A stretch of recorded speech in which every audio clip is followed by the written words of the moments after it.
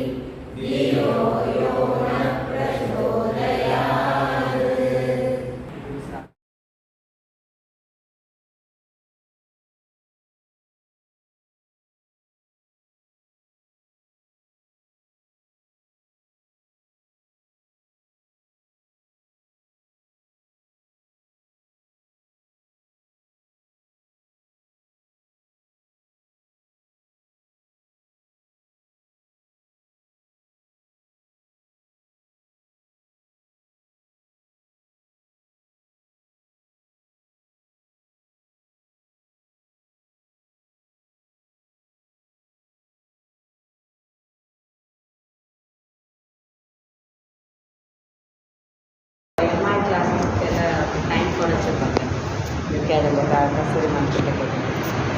Mi class மேத்ஸுக்கு portion முடிக்க முடியலன்னு Mi class எடுத்துக்கிறோம்.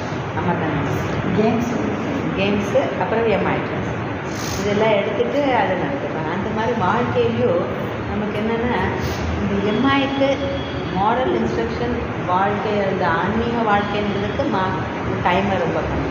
ஏன்னா மற்றதுக்கெல்லாம் நம்ம ரொம்ப ஃபோக்கஸ் பண்ணுறோம், அதுக்கெல்லாம் ரொம்ப முக்கியத்துவம் கொடுக்குறோம்னு பார்க்கணும். வாழ்க்கையில் 4 புருஷார்த்தங்கள் தர்ம அர்த்த காம மோட்ச அறம் பொருள் இன்பம் வீடு. முதல்ல 3 அதெல்லாம் ஒரு பக்கம். பரம புருஷார்த்தம் என்பது மோட்சம் தான் ரொம்ப உயர்ந்தது. இந்த 3 நீங்கள் இந்த 3க்கெல்லாம் டைமை செலவு பண்ணிவிட்டு கடைசியில் அதுக்கு நம்ம கோட்டை விட்டுருவோம், மோட்சத்தை கோட்டை விட்டுருவோம். ஸோ அதுதான் பரம புருஷார்த்தம். பரம புருஷார்த்தம் என்னன்னு சொன்னால் வாழ்க்கையிலே அடைய வேண்டிய லட்சியமே அது மட்டும்தான். இது எல்லாமே அதுக்கு உதவி பண்ணக்கூடியது, அந்த பாதையிலே கொண்டு போகக்கூடியது. அறம் பொருள் இன்பம் இதெல்லாம் நம்ம அந்த அந்த வழிக்கு கொண்டு போக வேண்டியது. ஆனால் நம்ம இதுக்கு தான் முக்கியத்துவம் கொடுக்கணும். நீங்கள் இப்படி அந்த ஆன்மீகத்துக்கே கொடுத்தோம்னா நம்ம உள்ள குட்டியெல்லாம் யார் பார்த்துக்கிறது, சம்பாதிக்கிறது யார், வீட்டெல்லாம் யார் மெயின்டைன் பண்ணுறது, நிறைய கொஷின்ஸ் இருக்குது, எக்ஸ்கியூசஸ் நிறைய இருக்குது. பகவான் என்ன சொல்கிறாரு பகவத்கீதையில், அனன்யா சிந்தையந்தோ மாம் ஏசனா பர்யபாசத்தை தேஷாம் வித்யார்த்தி யுக்தான யோகக்ஷேமம் பகாமி. நீ என்ன நான் உன்னோட இது எல்லாமே நான் பண்ணுறேன். ஆனால் நமக்கு நம்பிக்கை வர மாட்டேங்குது. அதனால் நம்மளே முட்டிக்கிட்டே இருக்கிறோம். அது முட்டினாலும் சரியாக மாட்டேங்குது, ஆனால் அது விட மாட்டோம். ஏன்னா இது ரஜோகுணத்தினுடைய சுவபாவம். சத்வகுணத்துக்கு வந்தால் அந்த நம்பிக்கை வரும். ரஜோகுணம் இருக்கிற வரைக்கும் நம்ம பண்ணுவோம், நம்ம முயற்சி நம்ம தான் செய்யணும் அப்படி சொல்லிட்டு அதுக்கு நம்ம முக்கியத்துவம் கொடுத்துட்டே இருக்கோம். பகவான் உன்னுடைய வாழ்க்கையுடைய லட்சியம் என்ன நினைக்கிறது, அது மட்டும்தான் பண்ணு. இப்போ மற்றதெல்லாம் என்ன பண்ணுறதுன்னு சொன்னால் அதை நான் பார்த்துக்கிறேன். அப்படின்னு நான் வேலை ரிசைன் பண்ணணுமா? நான் பண்ண வேண்டாம். ரிசைன் பண்ணிவிட்டு நீங்கள் நாள் முழுசாக உங்களால் உட்கார்ந்து பண்ண முடியாது. நீங்கள் நேராக இது ஓவர் டைம் பண்ணுறது, அப்புறம் அது முடித்த பிறகு வேறு வேலைக்கு ரிட்டையர் ஆன பிறகு வேலை தேடுறது, இதெல்லாம் விட்டுட்டு எக்ஸ்ட்ரா டியூட்டிஸ் எல்லாம் பண்ணுறதுக்கு இதுக்கு ஃபோக்கஸ் பண்ணுங்க. அதுதான் முக்கியம். இப்படியெல்லாம் முடியுமா, இப்படியெல்லாம் நடக்குமா அப்படின்னு சொன்னால் துளசிதாசர் அவருடைய காலத்திலே உண்மையிலே நடந்த நிகழ்ச்சி இது. துளசிதாசர் அவருக்கு ஊரில் ஒரு பெரிய ஆடு யாரோ பணக்காரன்னு நிறைய பொருள்களை கொடுத்துட்டாங்க.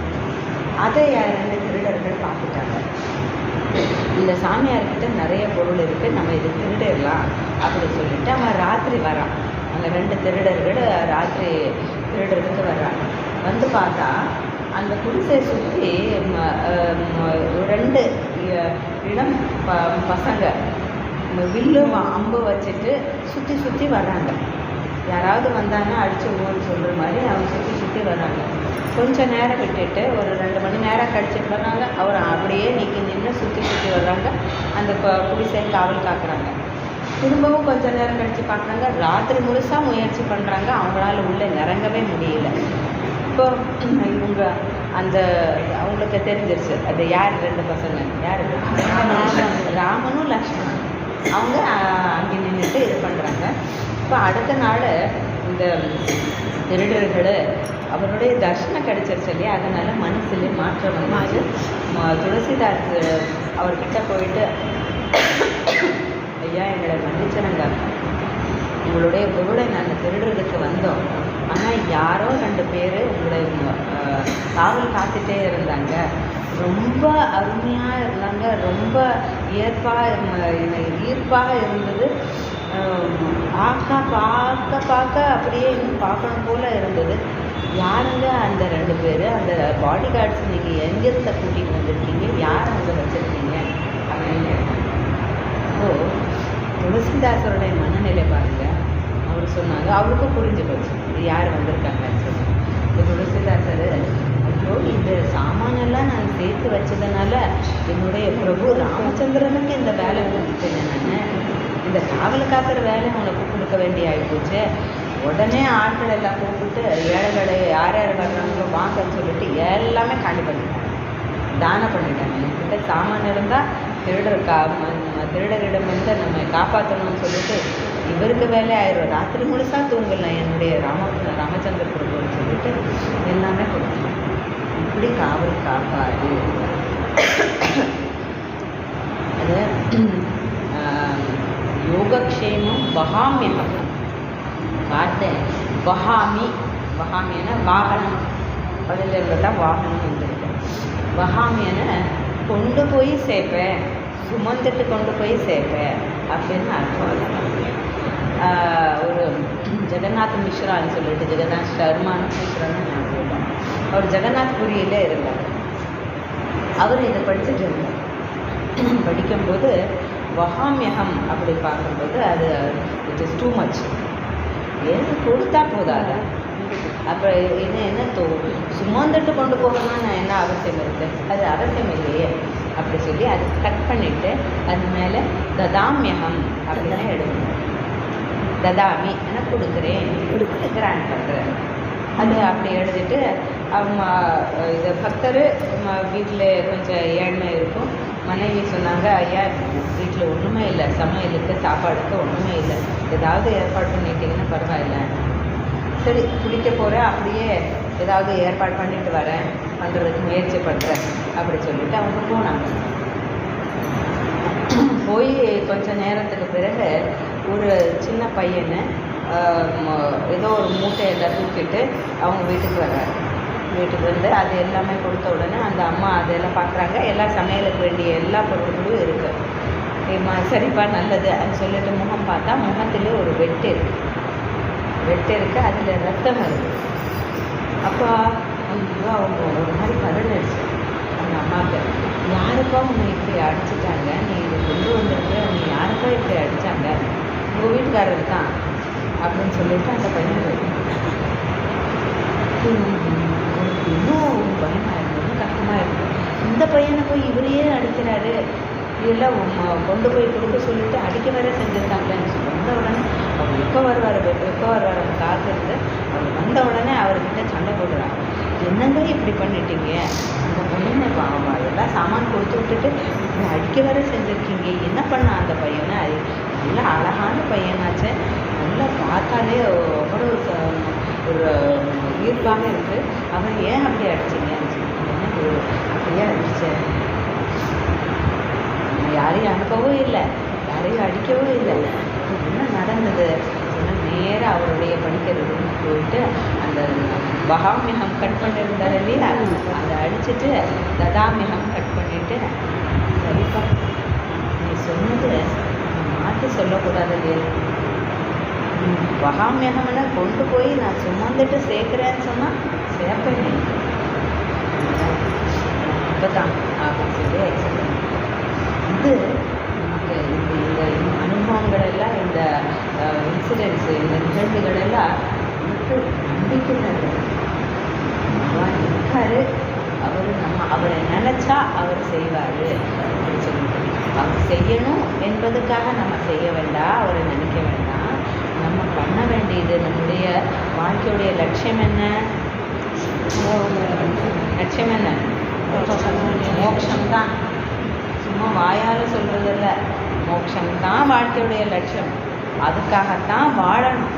இதெல்லாம் சைடு பிஸ்னஸ். இதுக்கு முக்கியத்துவம் கொடுக்கக்கூடாது. இதுக்கெல்லாம் பகவான் பார்த்துக்கிடுவார். ட்ரெயினில் போகும்போது மூட்டை தலைமையில் வச்சுட்டு இருந்தாங்க. ட்ரெயினுக்கு சிரமமாக இருக்கும்னு சொல்லி, ட்ரெயினை எவ்வளோ தான் தூக்க முடியுமோ அதை நல்லா நான் தலையில் வச்சுக்கிட்டு போகிறேன். அந்த மாதிரி நம்ம கதை இருக்குது. நம்மையும் சேர்த்து அவர் சுமக்கிறாரு, நம்மையும் சேர்த்து அவர் பார்த்துக்கிறாரு. என்னமோ நான் பார்த்துக்கிறேன்னு சொல்லிட்டு நம்ம அவரை மறந்துட்டு இதில் முட்டிக்கிட்டு இருக்கிறோம். இது என்றைக்கும் இது முடியாத கதை. இது அலை ஓயவே ஓயாது. இது இன்னைக்கு கொஞ்சம் பிஸியாக இருக்கிறேன், நாளை பண்ணுறேன், நாளை பிஸியாக இல்லையா, நாளையும் பிஸி இருக்கிறேன், சரி அடுத்த நாளும் பிஸி இருக்கிறேன், அடுத்த நாளும் பிஸி இருக்கிறேன். பிஸி தான், அலை நிற்காது, நமக்கு கொடுக்க முடியாது. அதனால் பகவானை நம்புவோம், அவங்களுக்கு சரணடைவோம், அவர் நம்மை பார்த்துப்பார். நம்பி நம்முடைய வாழ்க்கையை நடத்துவோம். ஜெய் ஸ்ரீ குரு மகாராஜ் கி ஜெய்.